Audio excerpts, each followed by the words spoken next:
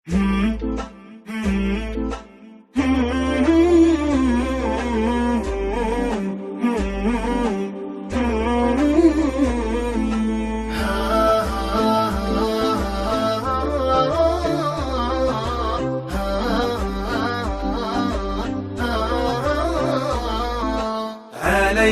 بتقوى الله إن كنت غافلا، يأتيك بالأرزاق من حيث لا تدري، فكيف تخاف الفقر والله رازق، وقد رزق العصفور والحوت في البحر.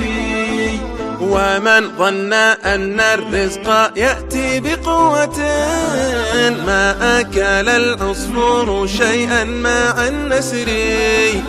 تزول عن الدنيا فإنك لا تدري، إذا جن ليل هل تعيش إلى الفجر.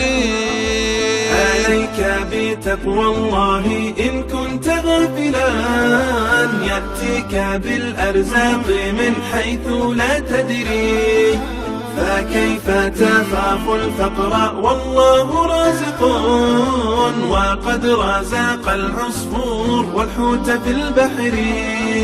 فكم من صحيح مات من غير علة، وكم من سقيم عاش حينا من الدهر، وكم من فتى أمسى وأصبح ضاحكا، وقد نسجت أكفانه وهو لا يدري. عليك بتقوى الله إن كنت غافلا، يأتيك بالأرزاق من حيث لا تدري، فكيف تخاف الفقر والله رازق، وقد رزق العصفور والحوت في البحر. وكم من عروس زيانوها لزوجها، وقد قبضت أرواحهم ليلة القدر.